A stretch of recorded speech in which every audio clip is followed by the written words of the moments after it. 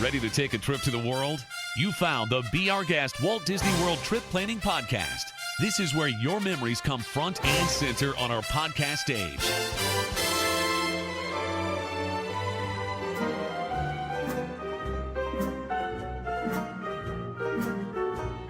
Welcome to episode 2836 of the Be Our Guest Walt Disney World Trip Planning Podcast. I'm your host, Mike Rallman from BeOurGuestPodcast.com and one of the senior agents over at the Magic for Less Travel. Happy Monday to you and welcome to another different type podcast. That's right, it's Monday.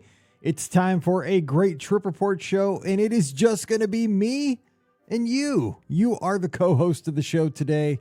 Because today, again, we're going to have another different type podcast. And I want to thank each and every one of you for the very, very kind words on the show about 2 weeks ago where I did my solo show, kind of previewing Marathon Weekend 2026. And I gave my thoughts on our co-hosts, Pam, Ricky, Scott, and you guys that join me every week here on the show to kind of just, I wanted to say thank you for your support of the show. And I wanted to give my flowers to my co-hosts who share their talents with us here on the podcast each and every week. Scott, Ricky, Pam, they're great at what they do. And I don't get to say thank you enough. And I wanted to take that time a few weeks back to say that I really do appreciate them for the talents that they give to our podcast and they have for the past 18 years here on the show.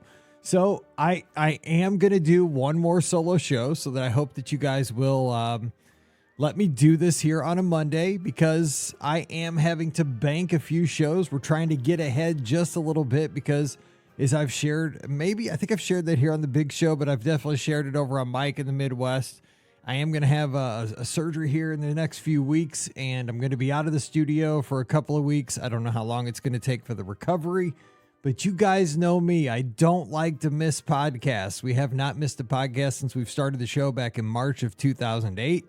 I don't know if that streak will continue over this time, but I want to give my best effort to not miss any podcasts. We might have to miss some, but I'm going to try not to miss any podcasts. So I'm trying to bank a couple shows here and there. So we might try some creative endeavors here over the next few weeks. So if you find some shows that maybe you're a little bit shorter, maybe a little bit different in the format, we might have a quick, maybe I'm thinking about a couple of like opening up the phone lines and just getting a caller and just getting to know the caller. Like, what's your Disney story?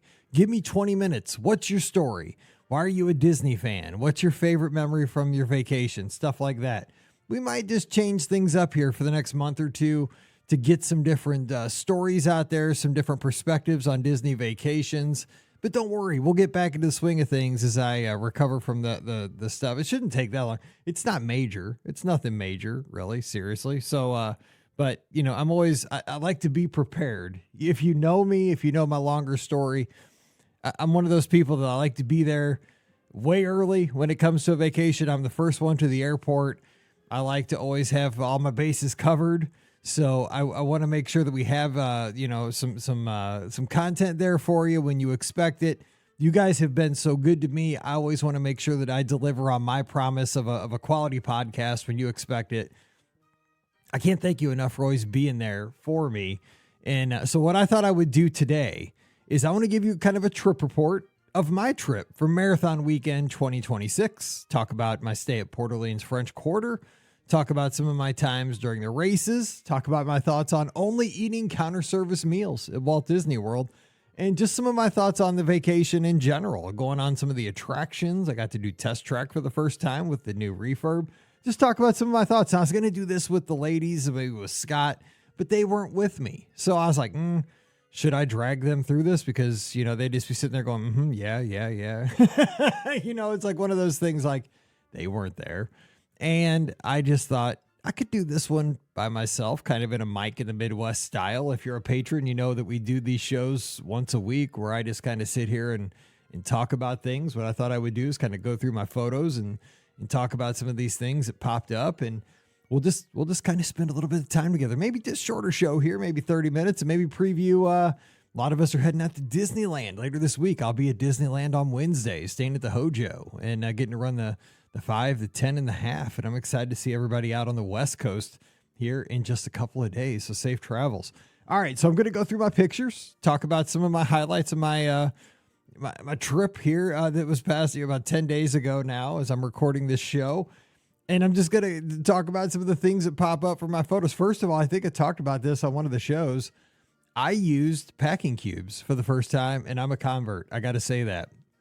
One of the gifts for platinum folks on Disney Cruise Line when I sailed the Destiny this past time in December with Pam were these little packing cubes that we got in our room. I tried them out. I loved it. I put like my shirts in one packing cube. I put my, shorts in another packing cube. I put all my running gear in another packing cube, some smaller things in a fourth packing cube, threw those in the bag. It was great. Remember, I was traveling solo for Marathon Weekend. So what I typically do in a 2-queen bed room when I'm traveling solo is I'll take the bed. I sleep on the bed that's closest. This is a Mike in the Midwest episode here on the BR Guest podcast feed. If you really want to know what it's like to travel with Mike, I always take the queen bed that's closest to the bathroom. I don't know why. I just do. And then I always throw my suitcase, all my stuff on the second queen so that I just spread it out. I put all my stuff on the second queen. And so with the packing cubes, I just laid out the packing cubes right at the foot of that bed, and it was easy. Boom, boom, boom. All my stuff was right there because I rolled my shirts and stuff. Just made it super easy. I mean, Pam's talked about packing cubes on the show forever. I'm a convert, so I like them. And they were free because these packing cubes came, is like I said, a platinum Castaway Club gift. So I like that. Looking at my pictures, just real quick, one of the cool things about even before I left St. Louis Lambert International Airport to head down to Marathon Weekend, I was sitting at the gate, took a 6:15 flight a.m. out of St. Louis. I'm sitting there at about, 5 o'clock in the morning waiting to board. Half asleep. I'm looking up.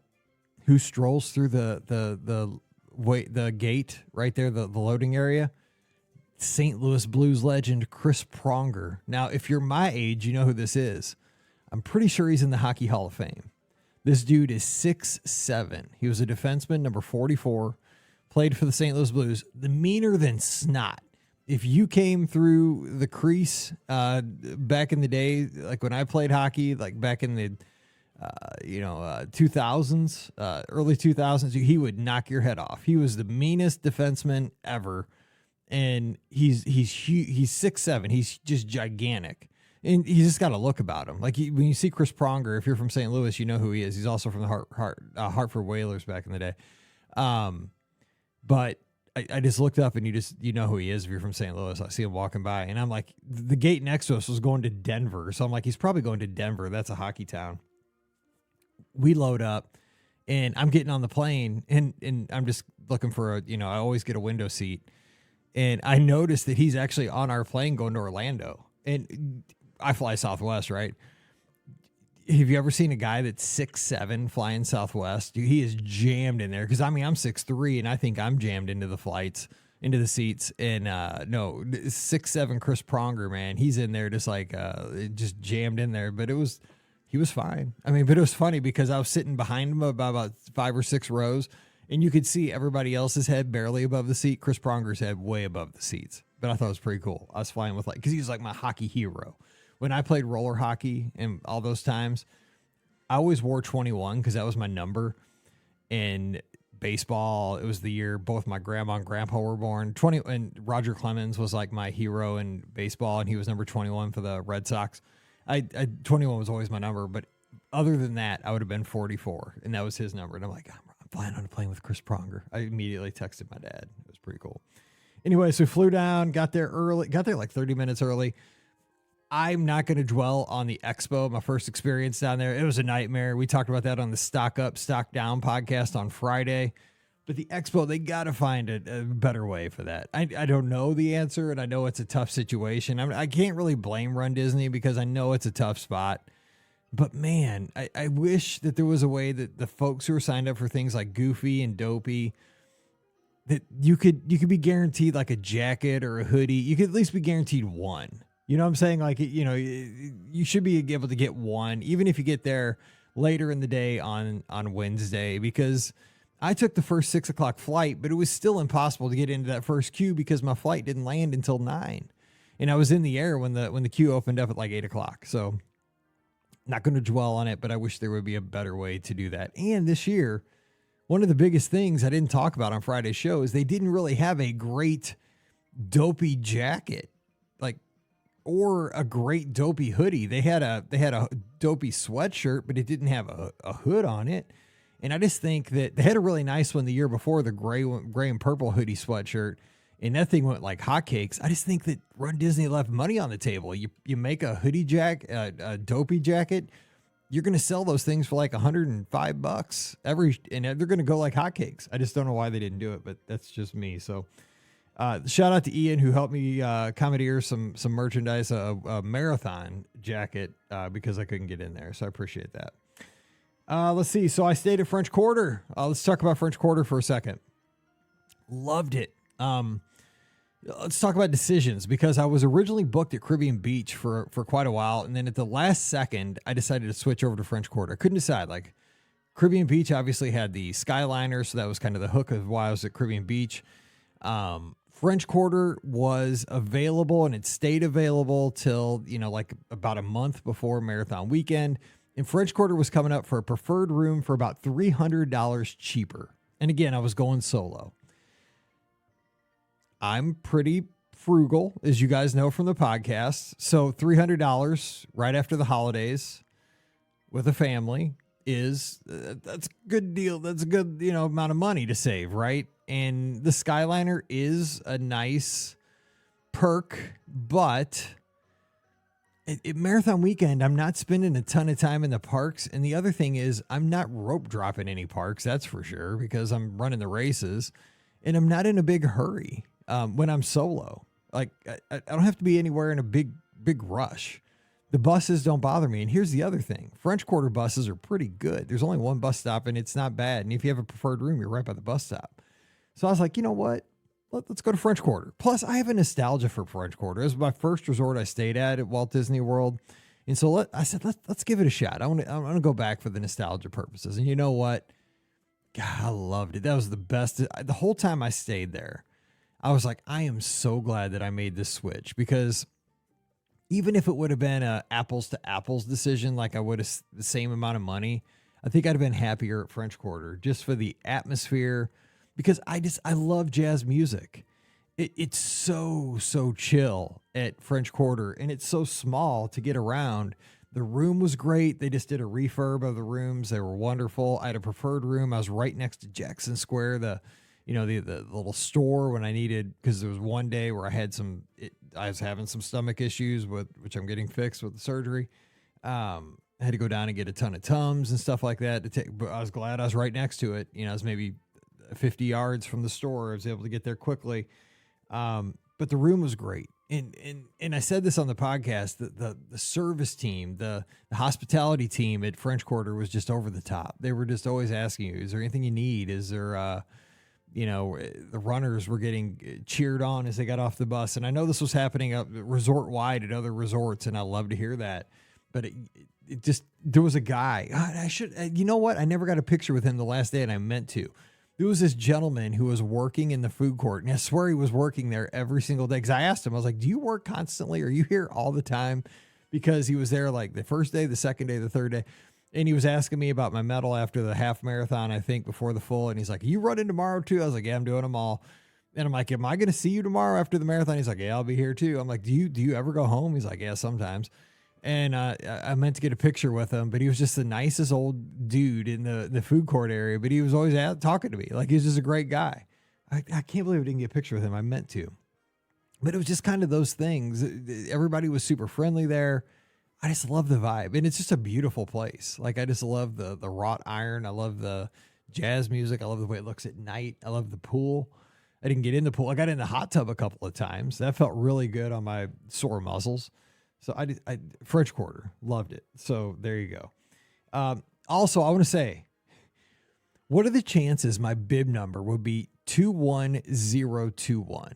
I've said this many times. 21 has always been my lucky number. It was my high school pitching number. It was my hockey number. It was Paige's high school soccer number. She took it because of me.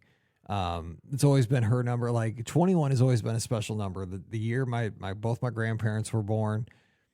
And then of all the numbers, I get my bib number and it's 21021. I mean, this bib number is going to be hanging forever because I was like, this is going to be a good year when you get that kind of a bib number. I couldn't believe it. My two lucky numbers right there with a 0 in the middle.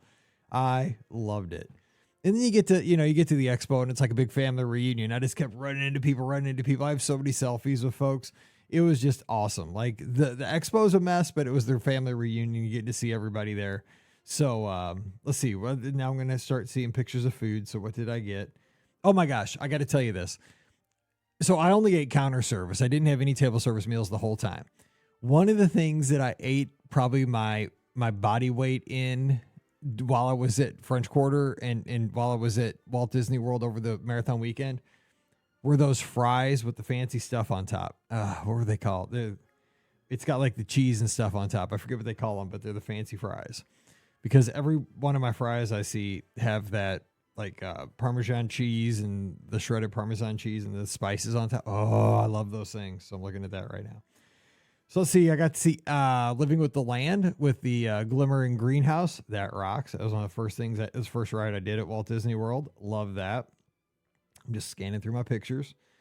Oh my gosh. There is the infamous jerk chicken. I ate that on January 7th at 7:13 p.m. That almost ended my dopey dreams. Now, I told the story, I think, on the podcast. I told Pam, I was like, oh, they have jerk chicken at the food court at French Quarter. I was like, remember we had jerk chicken on our honeymoon? I was like, I loved it because we went to Jamaica, one of our stops on our honeymoon cruise back in 2006. It's like, it was so good. Remember we had that jerk chicken after we did our canopy tour. We did zip lining. She's like, that was good. She's like, we were kids back then. She's like, don't get that. You're not supposed to be eating spicy stuff. You're not supposed to be eating anything crazy. You're doing a dopey challenge. Don't do anything out of the norm. I was like, exactly. Guess what I ordered? Jerk chicken. And I mean, I'm telling you, this picture looks like it should be in the Burn Bombs guide. It looks gorgeous. It is beautiful. I destroyed it. I remember sitting at that table. I was sweating when I was eating this thing. It was so spicy. But it was so good because it had like pineapple on top because the pineapple kind of cooled it off enough that you could tolerate it. Whew. I was good that night, but the next day I almost had to go to the ER. I was calling Pam. I was like, you might have to come down and get me or else I'm going to the ER because it destroyed my stomach. It shut me down. But I did have beignets after that night, I see. So the next morning, boom, I'm in the hot dog suit. I'm getting ready to run. I will say, I don't know where the hot dog suit came from, but I do enjoy running the 5K in the hot dog suit. I've become kind of the hot dog suit guy in the 5K, and I love that. Get out there the first morning, parking lot. Everybody kind of shows up. First family reunion. Got to see Cheryl, Jody, all my friends. Let me just say, I got to say a couple things. First of all, I am proud of people who are getting out there and overcoming. There's so much of our team, of our lizards, that are overcoming obstacles. Jody is overcoming so many obstacles that have been put in her way because she put a goal out in front of herself to do this 50 mile or 50K. I think it was a 50K on her 50th birthday, right? And I've said this many times, 26.3, too far. 26.2 is crazy. Like that's enough. I'm never going past that. Ultra marathoners like Run Mike D, all these folks who are on our Discord that do all these crazy 100-miler things. You guys are insane, like in a good way. But you guys, I can't comprehend the mileage you guys put on your bodies. Like that is amazing to me. And when I saw like, these folks are going for these super long runs beyond a marathon, that's crazy. And I know Jody pushed herself to do that and she had this accident, but she has rallied and worked so hard to come back. And I know that she couldn't, go for like a dopey challenge this year. But the fact that she was back out there doing these races in any form or fashion astounded me. Like even walking or, just being out there as part of the environment and doing these races, I was so proud to see because I knew the work she had done back in Ohio. And like Cheryl has gone through all these things with her eyes and all these other challenges she's had. And she's out there because I know she's a fast runner, but she's working her way back through these challenges and she's there. She's come over to the States to do these races and she's supporting folks. And like Craig's wife, they're finding other folks and overcoming these huge obstacles. And not only, they're out there still getting it done. And when I see folks like that, I didn't get a chance to say this in person because I think it's hard for me sometimes to say this in person, face to face. But I am so proud of you. Like, I am absolutely blown away to be teammates with folks like that are overcoming obstacles like that, who are willing to say, you know what, this year I might just have to walk a 5K. I might just only have to walk a 10K, when I know that they're capable of doing a dopey challenge. They're capable of running a 48.6 mile adventure, but they say this year a win for me is going to be a 10K walk, because you know what? It's astounding considering what you've come from, the recovery you've made and the work you've put in to get back to that point because of what you've had to go through over the past year, the journey you've been on. So I just want to say I'm proud of you. Every person who's had to go through the challenge of the recovery, of the comeback, super proud of you this year. And I'll talk a little more about that here in a minute too. But I see all these smiles and all the folks I got to meet. I love seeing Lonnie. I got a selfie of Lonnie, and Lonnie wasn't photobombing me. And I wish I got to spend more time with Lonnie. Also, so many friends, just friends from all over the world, like Simon and his friends, Simon and his family, running for a cause and in his Incredibles costume, and it just makes me so happy. So I got to run the 5K. That was fun. Let's see. After the 5K, I went back to the room, was wrecked from the jerk chicken, called Pam, thought I was going to die, just kind of stayed in the room for about till that night. So that was kind of not good. So we'll skip past that. Let me just say, maybe the MVP of our team for the weekend, Kim, our PhotoPass friend. She was out there like on no sleep, and she took care of all of us. She got us the best pictures. We'd all yell, Kim! Especially apparently Jason was apparently the best yeller of all of us. But she would get us the best pictures. I got, and sometimes she would always text me in the morning. I'll be on the left side, look for me on the left side at Small World or wherever she was going to be, or Japan or wherever she was that day. And the problem was, I'm so old, I'd forget, oh my God, is she going to be on the left side or the right side? I totally forgot by the time I got there. So then I'd be running up on that spot. I'd be like, I know she's in Japan, but I can't remember if she said left or right. So I'd be like pointing as I'm coming up. I know she's in Japan, but is she the left or the right? I know she texted me, but I can't remember. So then I'd be like, Kim, and she'd, wave, and I'd be pointing. And it was always kind of a fun game because, I was trying to run as fast as I could because I'm kind of competitive. And but we got the greatest pictures. And Kim's like the all-star because she always made us look good. So I appreciate Kim so much, and I know we all do.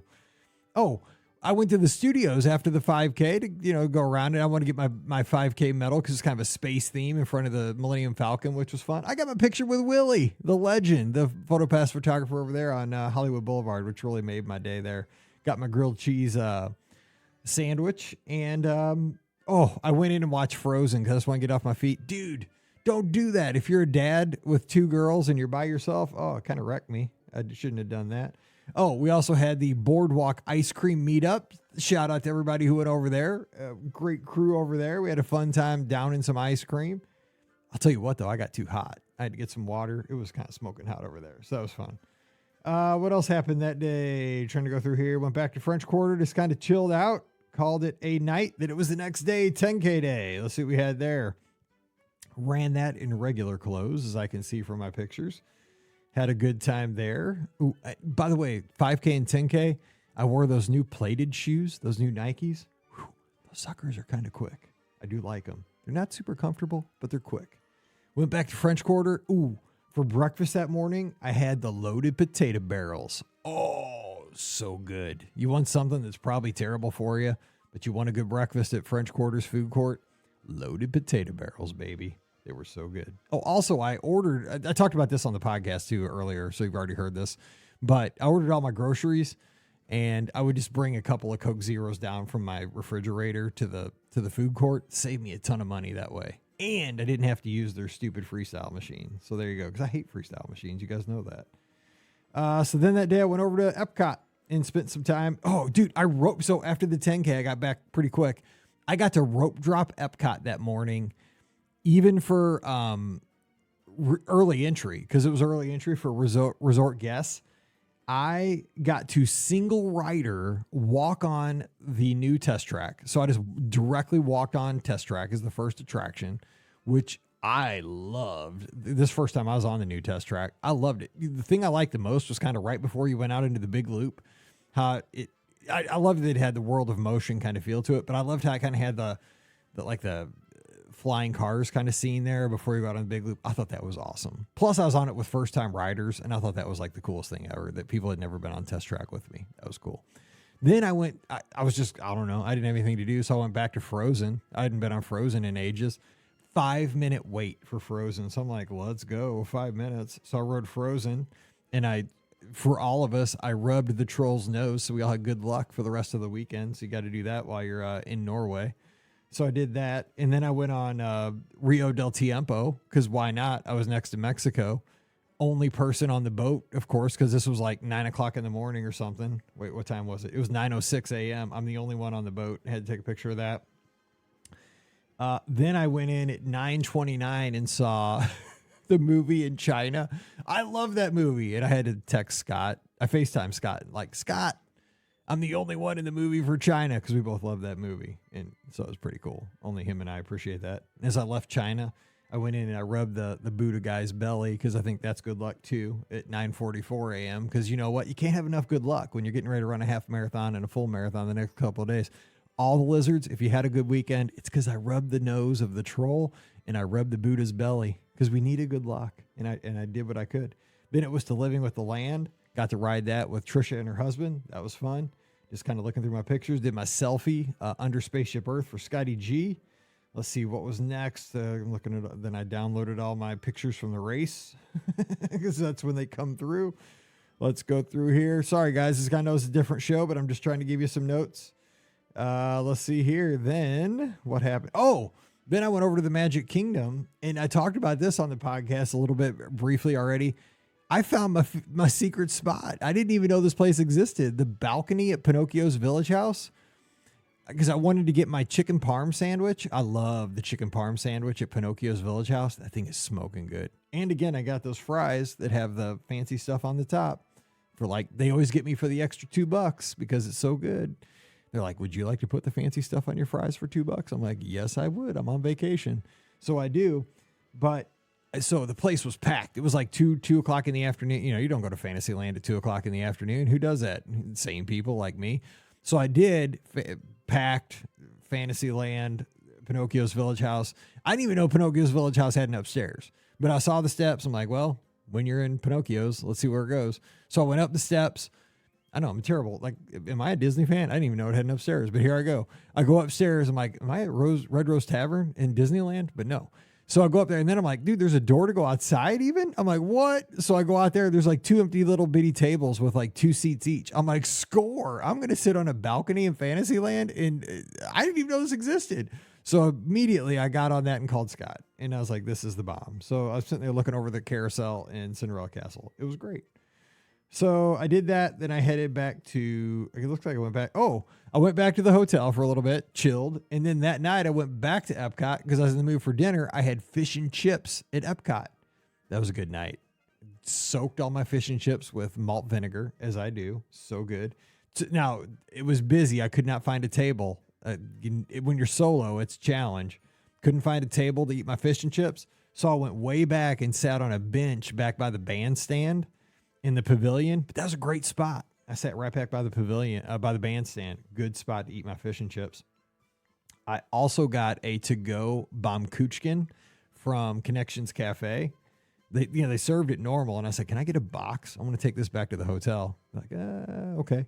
So I did. Took that back and ate that when I got back to the room while I watched one of the college football games, and that was that. It was the Indiana Oregon game. So I watched that at the back of the hotel. And then it was the next morning for the half marathon. So the next morning for the half marathon, we had everybody getting their pictures, getting ready. And that was just a really good morning to run. The half marathon day, the weather was great this whole weekend, I thought. I mean, because we could have had really cold weather like we had this past weekend. Didn't want that. But I'm looking at pictures. The run was great. Got to run with Zach for a good portion of it. Got to finish with Zach. That was fun. Got to see Danny. I see a picture with him. The medal was really cool. The Donald and Daisy medal. That was a cool medal for that. The medals were really awesome this year. After that, I got the bounty platter back at French Quarter. That was a good choice. Had a little Mickey waffle, some potato barrels, eggs, bacon, and sausage. I could go for that right now, even though it's the evening. Boom. And then as I was eating my bounty platter, boom, here came characters right in the middle of French Quarter, Chip and Dale. So I jumped up with my medal, got a picture with Chip. Yes, because he has a brown nose. That's right? Chip. So then after that, what did I do? I went to the Magic Kingdom with my medal and went around the Magic Kingdom, and I'm downloaded a bunch of my PhotoPass pictures from the race. So I'm skipping past those. Oh, I did the laugh floor. I thought for sure I'd be picked as that guy, but I wasn't. So that was good. I was kind of stressed that I would. Ooh, I got one of my pretzels, sweet cream cheese pretzels from the lunching pad. So good. When you're running all these races, you get to get all your snacks. Awesome. And got my picture in front of the Christmas tree. Let's see. Then I went over to the Poly. We had our big lizard meetup at the Poly on Saturday afternoon. Thanks to everybody who came out to that. And guess what? We won the trivia. What? It was fun. We had a good time. Oh, and thanks to Jody again for the whatchamacallit bar. Oh my gosh. Tasted like 1986 back at Spinning Wheels Roller Rink. So good. So we played some trivia, had some fun over at the Poly. What did we do after that? Downloaded a bunch of my PhotoPass pictures from the race. I always download them more than once. Oh, and that night I'm like, okay, the marathon's tomorrow. Got to get back. Got to get off my feet. Don't eat anything. Do not get the jerk chicken, you idiot. So I went back to the hotel and got something super simple. They have fettuccine Alfredo with grilled chicken on top and a breadstick. Boom. That's your winner. Safe, good, solid. So I watched a little college football, breadstick, fettuccine Alfredo, grilled chicken, a couple of Coke Zeros, and a Gatorade. And that was dinner that night. So that was it. Now the next morning, let's see. And I did get some beignets. That's right. Here's late night beignets. And I got some moleskin because I had a hot spot on my foot that night. I got moleskin to put in my buddy pouch in case I needed it. But here's the funny thing is I had to cut it to use it. And I didn't have scissors on the course, so it wouldn't have done me any good. When I bought it, the checker at the store at French Quarter, Jackson Square store, she's like, "Are you doing the Dopey Challenge?" I'm like, "Yes." And she had already pre-made those I'm celebrating buttons that said, "I'm celebrating completing the Dopey Challenge." She handed me one of those buttons. She goes, "I made this button for you." That's bad mojo. She gave me one that says, "I'm celebrating completing the Dopey Challenge." It was Saturday night. I hadn't completed it. So I was like, "Thank you. That is so sweet of you." I took that thing and did not put it on. No way. She's trying to mojo me out of the weekend. But I appreciated the gesture anyway. But she's trying to mojo people out of the race. Anyway, next morning, Sunday morning. Okay, so I'll tell you this about the marathon. I almost throw up every Sunday morning. Sorry if you're having breakfast or something. I apologize, but this is my 12th full marathon. This is my 10th Dopey. Dude, Sunday morning gets me so nervous every single time. And if it doesn't, you probably shouldn't be doing a marathon. Like, that's the cool part about it. But man, marathons get me so nervous because they're hard. They're long. They're difficult. They're challenging. There's so many variables. There's so many things out of your comfort zone when you do a marathon. You can train for it. You can, especially if you've done a Walt Disney World marathon. This is my 11th. I know the course. I know where we're going. I know what it feels like to go down Main Street. It's amazing. It's like the coolest. Going down Main Street is the coolest thing in the history of the world. It's so cool. Going through Blizzard Beach parking lot is not the coolest thing in the world. Running out of, that stretch, like by Coronado Springs on Western Way, so not cool. But, you got to train your mind to get through it. Like that is the cool thing about a marathon. It's a mental exercise. Like how tough can you make yourself? Like, can you overcome mental challenges for 4, 5, 6 hours? But it makes you super nervous. Like, are you going to, because there's so many things like, a blister could pop out of nowhere. It could rain. It could be too hot. You get a cramp. The food could, digestion could get you. Like, you just don't know what's going to happen. I'm 52 years old. You just don't know what's going to happen. So you just get really nervous.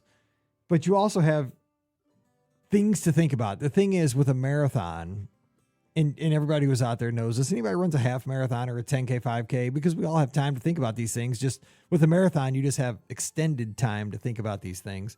Is that it's you and your mind. Like, you just have time to think about a lot of stuff. And I did think about this while I was out there, especially on the stretches where you're not in the theme parks, because going down Main Street, you've heard this on many other podcasts, it's the greatest thing in the world. You have absolute strangers when you're going through the TTC, when you're going through the Animal Kingdom, when you're going through Epcot at the end, outside of the studios.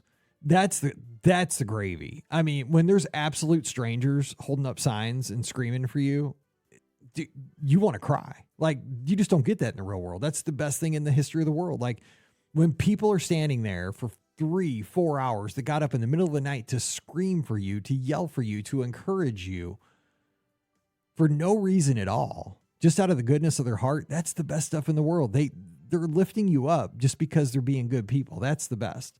But when you're out there by yourself on the roads and it gets a little lonely, but you gotta keep self-talking yourself that you're going to get through this, putting one foot in front of the other. The thing I thought about was, and if you're not a runner, but you're here for the trip report stuff, and I hope that you're still with me here, because, I think there's a lot of life lessons in Disney trips, and you don't have to be a runner, but I think this is something that we can take into everyday life. Is while I was out there, the good news about a Run Disney event is that you're never alone. There's so many people on the course. You're always by other people. Even if you're like up in the front, if you're in the back, if you're in the middle, there's so many people on the course at all times. You're always around people. And I told myself to look around and think about, because the theme for this weekend, and I'm not really into the themes, but it was like, what's your story? Every shirt kind of had like a book, a kind of a genre of a book, like whether it was romance, adventure, mystery, science fiction, stuff like that. What's your story? And everybody truly does have a story, right? And is we were running this marathon, which is it's a taxing thing on your body. I tried to think about that as I was looking on the course right now. And I was thinking about this, that everybody who's running this marathon definitely has a story. But I was thinking about this, right? Each person out there, like, goes back to a different part of the world, a different part of the country, a different part of the world on Monday or Tuesday after the marathon with that medal, with those ears, and gets to share their story.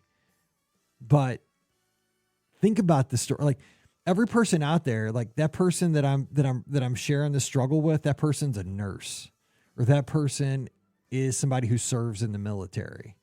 That person is somebody's mom, or that person is somebody's pawpaw, or that person is somebody's daughter, or that person is, somebody's, fill in the blank, favorite student back at school. I think sometimes that we just think of like the people on the course out there is just like bodies, like placeholders, almost like in Wii Sports. Like, I think they call them like non-playing characters or whatever. I've heard that mentioned on podcasts. Like, you just like little bodies that jump up and down, like we're so focused on our world that we're trying to move through. And I'm very guilty of this because you're just trying to survive, right? You're just trying to get yourself from point A to point B without dying in those races. But if you look around and really appreciate it, think about that. That's the person to your left is going to go back maybe in 2 days back to being somebody's nurse and delivering healthcare to somebody in New Mexico and keeping somebody alive, and being the center of that, or, somebody's mom or grandma, or like I said, grandpa. Or that's somebody's daughter, and if you're a father of a daughter, that's the center of your world. You do anything for that, or somebody's son, or, it's just, I think when you think about it in that sense, when you see people out there on the 5K course, the 10K course, the half marathon course, the full marathon course for all these race weekends, like, you start to see the accomplishments a little bit differently. And it's pretty remarkable that when you get outside of yourself, these other people around you are not non-playing characters, every person truly does have a story. And Riley in the corrals before the races, he does a great job of getting some of these stories out there so we can hear them. But it's such a fraction because, you only have so much time to talk before they cut the races loose. But it's remarkable that, I'm guilty of not thinking about that, this person that I'm sharing the struggle with for 2 minutes, maybe as I'm going through a water stop, they're going to go back and maybe teach kindergartners that following Tuesday. And they're going to tell their kids about this funny race, these 6-year-olds that are going to be sitting on their carpet, sharing carpet time back in Nebraska. And they're not really going to get it, but that medal is going to be cool. And that teacher is going to be sharing that story, of that they got to run and got to, pass the finish line as Mickey Mouse waved them to the finish line. Like, how cool is that?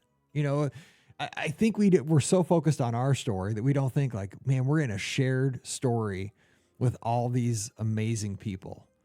And I think it's cool if you get caught up in like your struggle, step outside your struggle for a second and just think about like that you're sharing this with Pawpaw and with this awesome teacher probably from South Dakota or Montana. And I think it really becomes almost overwhelming when you think of the shared camaraderie that you have with other people on the course. I was just thinking about that this year during the marathon. It's a pretty cool thing because the stories have to be remarkable. If we could like make an encyclopedia of everybody's stories, it'd be a remarkable volume, I would think. So anyway, the marathon was great. I was lucky to get in before it got too super hot. And I got to meet a whole lot of listeners on the course. Danny from the Netherlands. We went back and forth because he was taking pictures. I wasn't. I was just trying to chug along, and he just kept taking pictures, and we'd zigzag back and forth, and he kept smiling and kept getting me in. It was awesome. I got finished. I got to go get my traditional Mexican food. Got my empanadas and my chips and guac in Mexico after that. It was good. Got my pictures with my medals. Got to see Luis, our good friend who is our security guard, works in security at Epcot. Just a wonderful gentleman.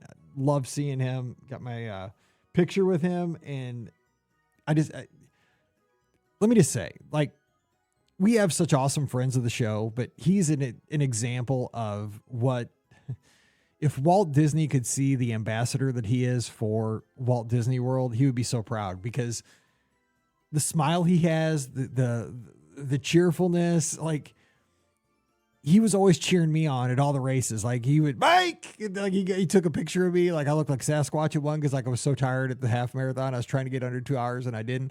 But he was encouraging in the middle of his work day. That it's his work day. Like it's not like he's not out there just for fun. He's there to doing a job, keeping us all safe, which they do such a tremendous job of keeping us safe. But he did more than that. He sought me out and built me back up at the end of the marathon and made my day. And he took pictures with a bunch of us. Like he made our race weekend not only safe, but awesome. So thanks to Luis. Appreciate that so much. Just, and then after the marathon, you're kind of just, you're like on that runner's high, right? You finished it. Like you've trained for it all year. And then I just told myself like this day I'm going to sleep in tomorrow. Cause I always usually get up and run the next day. I told myself I'm going to the Magic Kingdom. I always have a couple of goals that day. I'm going to get my